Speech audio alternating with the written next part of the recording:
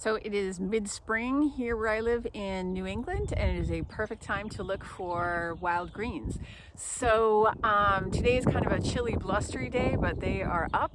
The trees are just beginning to bud out and starting to flower, which is a good sign that it's time to start looking. And I'm in an old apple orchard, which used to be farmland, no longer farmed here, and there are nettles all around me. So I thought this was a good place to start with stinging nettles, which are a very popular and accessible spring green. They're also highly nutritious, so this is a great green if you're starting out.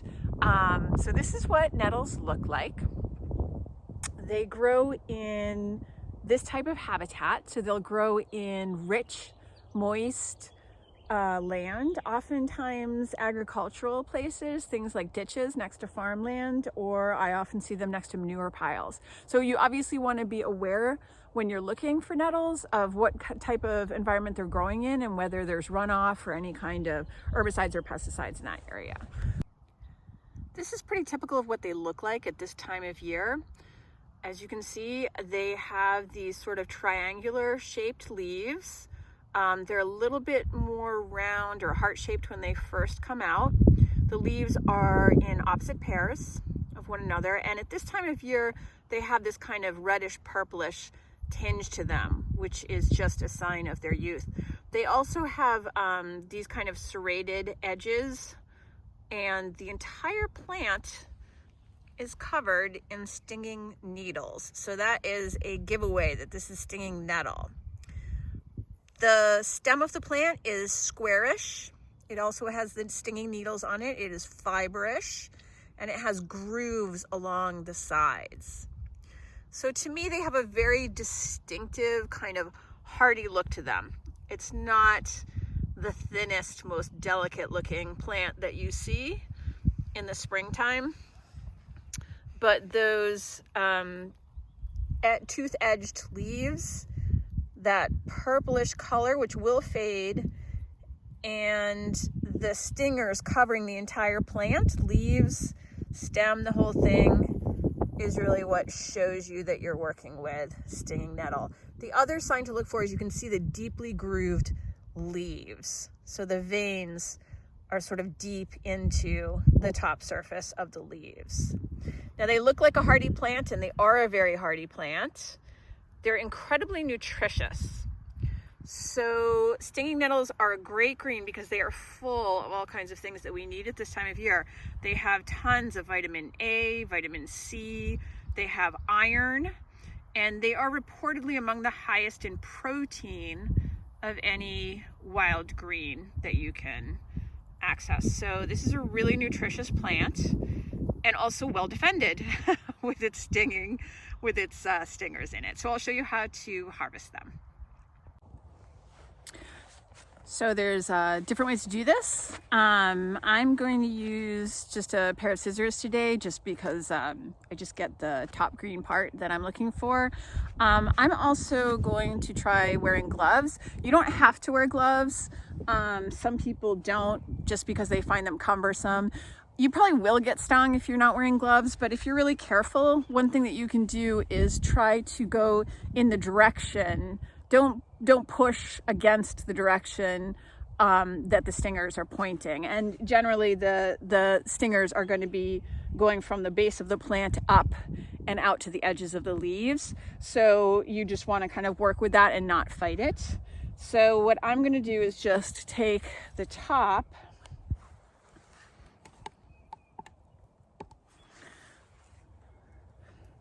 So what I'm going to do is just take the top of the plant and cut it right there, right where the first set of leaves meets the stem. I don't find it difficult to wear the gloves at this time of year, so this works for me, but you can do it however it works for you. You can see the shape of the stem. It tends to be sort of pithy, or even as it matures hollowish in age. And you can also see clearly that there are stingers all along the stem and the leaves and really every part. You can also see those really deep veins that are recessed in the top of the leaf, and then they're really sticking out in the back of the leaf. So this is a really good sign that you have nettle. This particular kind of stinging nettle, and also the opposite leaves growing in pairs is a good sign. So I'm going to go ahead and gather a few more and just put them here in my bag. I should say that these are very young, so they look very young. They're very small, they're low to the ground. This is a really good time to be foraging for nettles because they're going to be more tender at this time of year. The older they get, they will get a little bit stringy. They are always, the stem especially is always a little bit stringy, so you just want to be aware of that. As they grow, what will happen is these leaves will elongate out. They'll become sort of longer and lance shaped, and the plant will grow much, much taller. So these get to be, in my area, I usually see them 3-4 feet tall, but it depends on where you live and what kind of environment they're growing in. So they will get tall, the leaves will elongate, and they will also become more sort of long and narrow and lean looking as plants. The other thing that you'll notice is that the flowers will start to grow. They're not hard to see. They're quite small. So they're little green clusters of flowers that come out of the leaf axils. So they're pretty distinctive looking, actually. It's a good way to identify a more mature nettle. So they will start to emerge as flowers around where the leaves, the pairs of leaves meet the stem. That's a good way to identify more mature nettles. Now you can eat them when they're more mature, but like most plants, you really want to just take the growing part of the plant to eat. So really just the top few leaves on a more mature plant, and you just want to experiment and see what works for you and what you like to eat. Another identifying feature of nettles is that stinging nettles is that they have a kind of a musky odor to them sometimes. And, they can have that kind of a little bit of that flavor too. So not everyone prefers it, but I think that's one of the reasons why actually nettle is very popular is because it's not only super, super nutritious and pretty abundant, easy to find, but it's got almost kind of like a real meaty sort of texture and a little bit of flavor when you cook it. It doesn't, I shouldn't say it tastes like meat. It doesn't. It's kind of a hearty green. So, it's not at all bitter, but you do get a little bit of that hardiness. So it's really like a substantial green to eat at this time of year. And it cooks up great into all kinds of different recipes. And I'll show you a couple things that you can do with it. So this is a great one for me because I don't actually find a lot of it. These are ramps or wild leeks. Now, this is a very small, you can just see a few scattered plants, and I'll show you how to identify them. I'm not going to harvest these. We don't want to over harvest. This is a plant that's been over harvested quite a bit. And, you don't want to harvest something like this unless there's tons of it, which goes for most wild things, right? We want to make sure that we protect the plants and the ecology of the area and the resources. So if you don't see a ton of it, the rule of thumb is don't take it. So there are more sustainable ways if you were in an area that has lots of ramps or wild leeks to harvest them, and I'll talk to you a little bit about that. But first, let's just take a closer look to see what they look like.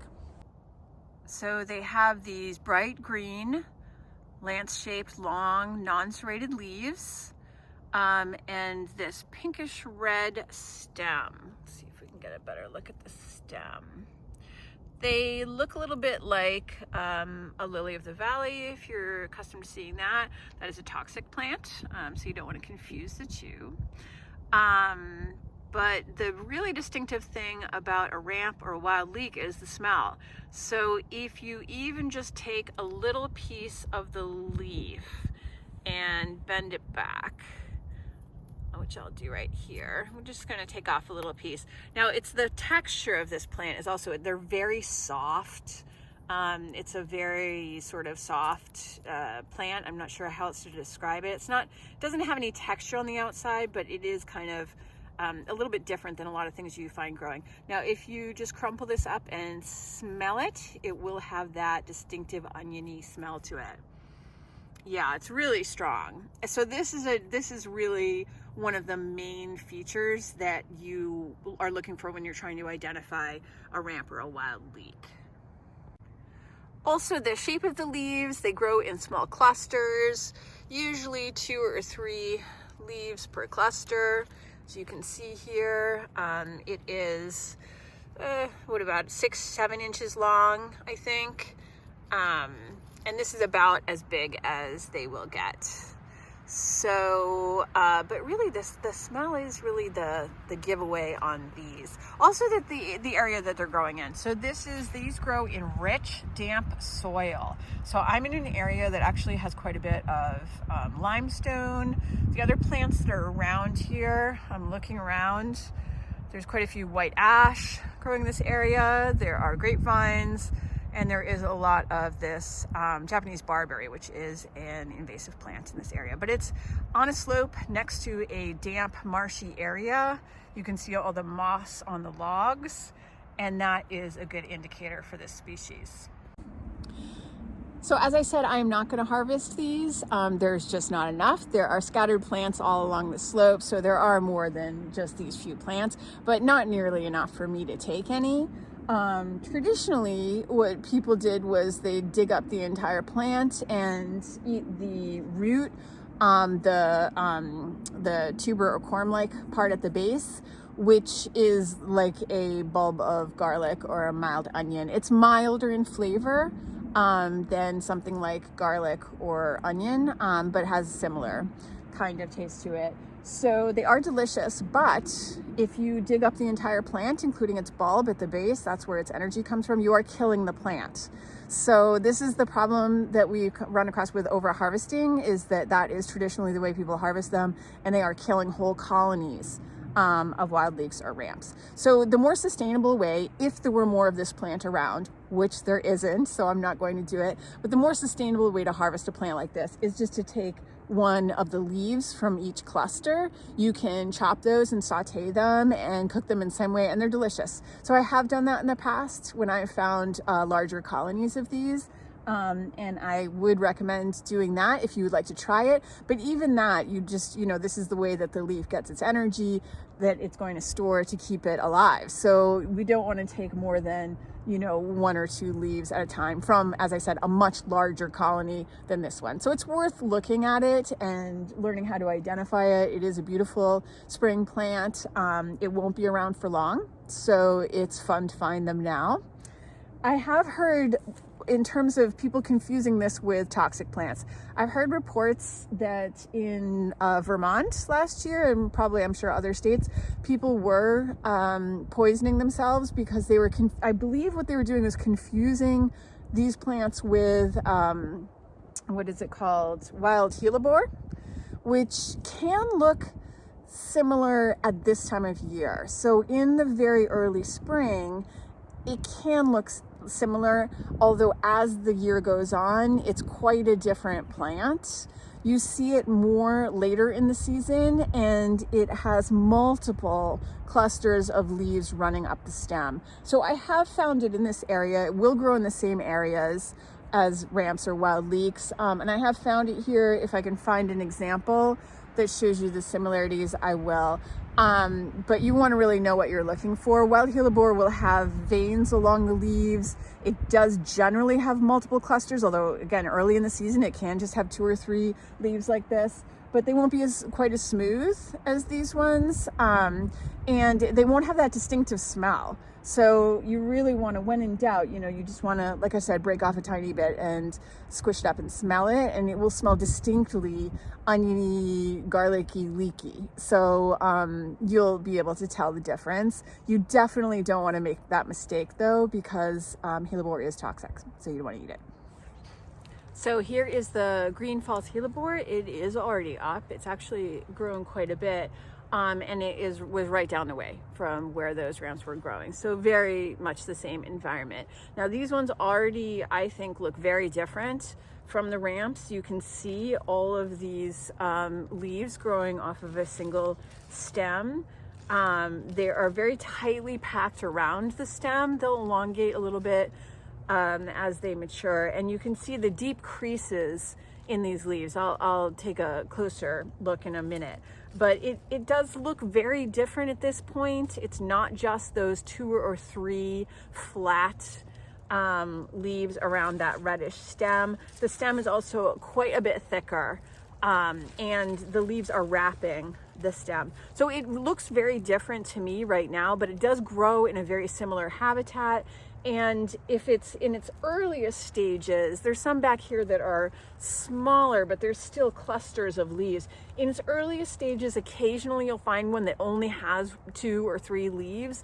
And I think that's where people are probably mistaking the two plants, although it's pretty easy to learn the difference between them. Here's a good closer look at the false hellebore. It's a beautiful plant, and I can see why wishful thinking people would hope that these were ramps, because they grow in these giant colonies. I'm just going to show you. It's right by sort of a stream, and it's in a pretty big colony. They grow in much bigger groups than this, but you can see those heavily creased leaves, which look quite different. And also I'll show you the way that the leaves wrap around the stem in groups, and it's got that thick green stem, which is pretty much the same color as the leaves. And they do tend to grow like this in clusters. Now, occasionally, like I said, you'll find one that only has a couple of leaves. But even then, they are still heavily crinkled, veined, and they really, if you take a close look, they do look quite different. So don't make this mistake. This is a toxic plant. You don't want to eat this. It's beautiful to look at, but not to eat. All right, here we have garlic mustard. This is very common. It's highly nutritious and highly invasive. So the way you can identify it, it grows in the springtime in these small clusters in a rosette. The leaves tend to be roundish or kidney shaped. They also have the deep veins in them. The leaf stems are pinkish, sort of pinkish red, purplish, and hairy, although you can't really see too much hair. They also have a groove down the middle. So the most distinctive thing about this plant is the smell. It is garlic mustard. If you tear off a piece, crush it up and smell it, it smells strongly of garlic. So that's a key identifier. Also the growth pattern, it grows in rich soil. Find it along the edge of a field, but it also grows in the forest. Now this is a really super nutritious plant. In fact, some people think that it's all mustards are nutritious, but some people think this is really among the most nutritious. I was reading this excellent book by John Callis, Edible Wild Plants, very good book, and he claims it's the most nutritious of any green that you can find, either wild or cultivated. It includes all kinds of vitamins and minerals, also a host of phytochemicals, which we are starting to think are good for us. So it's a great plant in that way. However, it is also incredibly invasive. So that's the problem with garlic mustard, is that it will quickly take over an area. Now this is what it looks like in the springtime. As it grows and matures, what will happen is a single stalk will come out of the center of each cluster of plants and with flowers on it. So it looks like a typical mustard, small white flowers at the top of the stalk with 4 petals each. And the leaves will change a little bit, so they will become more elongated. They'll become sort of almost triangular in shape. They will still have the edges, the toothed edges like that, but the shape will change noticeably and it'll become much taller. So the best time to eat this plant, people differ on that. Some people feel like the sweetest part of the plant is the growing stalk, flower stalk, before the flowers mature. So when they just start to bud out, they look like little, sort of almost like a little broccoli head. And at that point, the top end, the tender end of the stalk, is probably the mildest part of the plant. They're going to be quite bitter at this point, and this is a bitter green, so you want to keep that in mind. I personally like bitters, but I would mix this in with other milder greens, things like stinging nettle, maybe something like a bishop's goutweed, something that's just a little bit milder. Other people really enjoy the flavor of the garlickiness, and so they crush it up fresh and make pestos. You just want to sort of test it out and see how you feel about the bitterness level. It is a bitter plant, which is an indication of all of its, a lot of its goodness. but it's also an indication of why it's so successful at spreading. And this is invasive. It will take over the entire area. So it's something that people actually recommend, if you're going to harvest it, that you harvest what you like and then pull it up by the root in order to make sure it doesn't spread and take over all the native wildflowers and all the spring ephemerals and all the spring greens that we have. So keep that in mind. It is not only very successful at competing with other plants in the area, it also, one of its competitive advantages is it actually emits a chemical that stops other plants from growing, or inhibits other plant growth nearby. So again, something that's very troublesome, but also highly nutritious, and if you like a bitter green, tasty, especially when mixed in with other greens.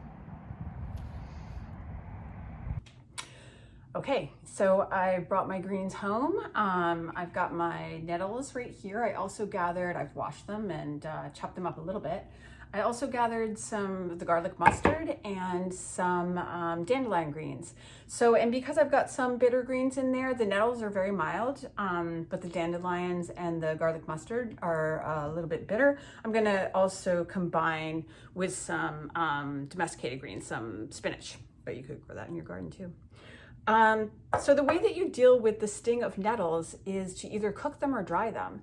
So even cooking them pretty quickly will eliminate the sting, and drying will as well. I've never tried that, but apparently they make a good tea if you dry them, and you can hold them for the next winter or whenever you like.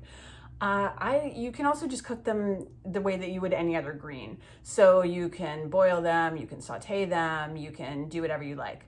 I personally like a little bit of fat and carbs extra with my greens, so I'm gonna show you how to make a really simple version of spinach pie using spinach, but also using wild greens, and it's really good. For this recipe, I'm going to be using my spinach, I'm going to be using my wild greens, mainly the stinging nettles. I'm also using a package of previously frozen phyllo dough. You could make your own, but that sounds kind of complicated. I've got cut up onion, some butter, which I'm going to add olive oil to, feta cheese, about a cup of feta cheese, and about a cup of some kind of creamy or fresh cheese. I'm actually using kefir cheese because that's what I happen to have in my fridge, some that I had made, but you could use Greek yogurt, you can use any kind of soft fresh cheese, ricotta, anything like that. I've also got 2 eggs, which are beaten here, and I'll be using, obviously adding a little bit of salt and pepper and maybe even some herbs. And I just need a brush. So I've got this brush here in order to brush the layers of phyllo, because you need to put some kind of fat between the layers so that they'll cook properly and crisp up and make that delightful thing. So I'm gonna actually combine olive oil with my butter, and that's what I'm gonna brush between the layers. People say you can also use things like spray, the cooking spray. You could use that if you wanted to reduce the fat a little bit, or if you just wanted to make your life a little bit simpler. It is a little bit harder to get a thin layer of fat when you're brushing it on than perhaps when you're spraying it on, but I'm not so sure about those spray oils all the time, so I'm just gonna go the old-fashioned route. I'm starting by sauteing a little bit of olive oil in a pan, and I'm just gonna toss my onions in and get those sauteed up first. So I just want to brown these up and soften them. They don't have to be super caramelized, just softened really. To get a little bit of color on them. And then I'll be adding the greens. So the onions are looking pretty good. They're still gonna cook more, obviously, in the oven. They're starting to brown, so I'm gonna throw in the greens. Start with this.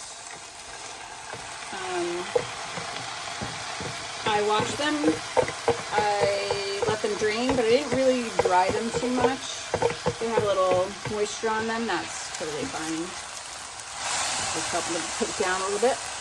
I'm gonna do these first, and then in a minute I'll add the spinach in as well. Greens cook down quite a bit, so you want about 1 pound total for this recipe. of whatever greens you're using. So these are the nettles and dandelions and garlic mustard. As they're kind of reducing a little bit, I'm going to add in some of my spinach. Probably add in a couple handfuls at a time, just to give it a chance to cook down in there a little bit and release some of that liquid. And I'll add the rest. It's not a hard and fast rule about how much you use. Just want enough to make a nice filling. So I think these are about where I want them. So before I take it off the heat, this is just the greens and the onions. I'm going to add a little salt and pepper at this stage to taste. And then I'm going to take this off the heat and I'm going to add my other ingredients to make my filling. So at this point I want to add in my cheeses. So I've got about a cup of feta and my cup of kefir cheese or Greek yogurt or farmer's cheese or cottage cheese you can use. Anything that's kind of a softer, fresher cheese. I'm also going to add in, once I've mixed this in, I'm going to let this mix in a tiny bit before adding my eggs in, just because I want it to cool down a little bit so that I don't immediately scramble my eggs. That looks about right. So I'm going to put the eggs in. And then I might add a couple of herbs. I think I might add just a little bit of oregano, possibly. And I'm going to check again on my seasoning after it's all mixed in to make sure that my salt and pepper's right. And it depends on how salty your feta is or whatever other cheeses you're using. All right, so it's time to assemble the spinach pie. So usually when you buy phyllo dough like this, it comes in a roll. And what you want to do is, unroll it and then put a damp towel over the whole thing while you're working. And that helps you to make sure it doesn't dry out because it dries out super fast. So I'll show you that. All right, so I'm ready. I've got my pan here and I have just brushed on a little bit of my olive oil butter mix. And I've got my phyllo here. It's under a damp, clean kitchen cloth. And what I'm gonna do is I'm gonna start by building the layers one sheet at a time. It's delicate, but it doesn't matter if it tears a little bit. At least it doesn't matter to me when I'm eating it. I think it's delicious. So I'm just gonna put on one sheet at a time. I don't really worry about getting it like perfectly flat in the pan and all that kind of stuff. I think it's fine if it has like a little edge to it that builds up. You want to brush your whatever you're using or spray your oil or your butter in between each sheet. That's really what makes it that delightful pastry that it is. So I'm going to start with 4. So I've just put down 1 and I'm going to go one at a time, brushing each one. I'm getting better as I go with my butter oil mixture. So that's going to kind of build my foundation. It'll be 4 sheets, and then I'm going to layer my greens mixture on top of that and then continue to stack. So I will finish my 4 sheets and add my filling. All right, so I've got my 4 sheets down with a layer of fat in between. It's time to add some of my filling. So I'm going for layers here. So I think I'm gonna go for 2 layers. So, but you can do as many as you like. So that just means I'm gonna put about half of this in.